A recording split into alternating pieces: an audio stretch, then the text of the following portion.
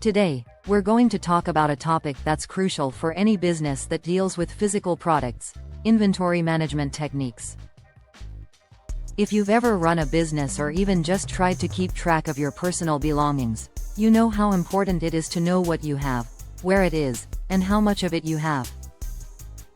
Effective inventory management can make or break a business, so let's dive into some techniques that can help streamline this process. First off, let's define what inventory management is. At its core, inventory management is the process of ordering, storing, and using a company's inventory. This includes raw materials, components, and finished products. The goal is to have the right amount of inventory at the right time, minimizing costs while meeting customer demand. Sounds simple, right? But in reality, it can be quite complex, especially for businesses with a wide variety of products. One of the most common techniques in inventory management is the just-in-time (JIT) approach.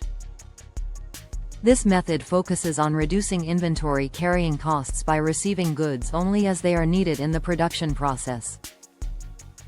Imagine a restaurant that orders fresh ingredients daily instead of stocking up on them. This way, they minimize waste and ensure they're using the freshest ingredients. However, JIT requires careful planning and strong relationships with suppliers, as any disruption can lead to stockouts. Another technique is a BC analysis, which categorizes inventory into 3 groups based on importance. The A items are the most valuable, while C items are the least. This helps businesses prioritize their inventory management efforts. For example, a company might spend more time monitoring and managing A items, which could be high-value products, while keeping a lighter touch on C items. This technique allows businesses to allocate resources more effectively and focus on what really matters. Let's not forget about economic order quantity, EOQ, a classic inventory management formula that helps determine the optimal order quantity that minimizes total inventory costs. This includes ordering costs and holding costs. By calculating EOQ, businesses can find the sweet spot for ordering inventory, reducing excess stock and lowering costs. It's like finding the perfect balance between having enough stock to meet demand without overstocking and tying up capital in inventory.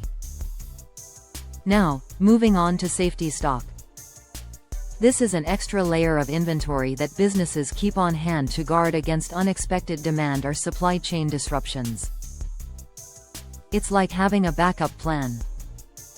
For instance, if a popular product suddenly sees a spike in demand, safety stock ensures that customers can still get what they want without delays.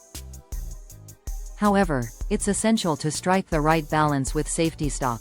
Too much can lead to increased holding costs, while too little can result in stockouts. Next, we have the first in, first out (FIFO) method. This technique is especially important for businesses dealing with perishable goods. The idea is simple: the first items in should be the first items out. This ensures that older inventory is sold before it spoils. For example, a grocery store will sell its older stock of milk before the newer deliveries. This method helps reduce waste and ensures that customers receive fresh products. On the flip side, there's the last in, first out (LIFO) method, where the most recently acquired inventory is sold first. While this method can be beneficial for businesses in certain tax situations, it's less common for perishable goods. It's important to understand the implications of using LIFO versus FIFO and choose the method that aligns best with your business model. Another technique worth mentioning is cycle counting. This is an inventory auditing procedure where a small subset of inventory is counted on a specific day. It's a great way to maintain accuracy without having to conduct a full inventory count, which can be time-consuming and disruptive. By regularly cycle counting, businesses can identify discrepancies and address them proactively. ensuring that their inventory records are accurate. Let's also touch on inventory management software. In today's digital age, technology plays a significant role in inventory management. Software solutions can automate many aspects of the inventory process, from tracking stock levels to generating reports. This not only saves time but also reduces the risk of human error. With real-time data at their fingertips, businesses can make informed decisions and respond quickly to changes in demand. Lastly, let's talk about the importance of collaboration in inventory management. It's not just about managing your own inventory, it's about working with suppliers, distributors, and even customers. By fostering strong relationships and communication, businesses can improve their inventory management processes. For instance, sharing sales forecasts with suppliers can help them plan their production schedules, ensuring that you have the stock you need when you need it. As we wrap up our discussion on inventory management techniques, it's clear that effective inventory management is crucial for the success of any business that deals with products. From just-in-time and ABC analysis to economic order quantity and safety stock, each technique offers unique benefits that can help streamline operations and improve efficiency. So, whether you're a small business owner or part of a larger organization, understanding and implementing these inventory management techniques can make a significant difference.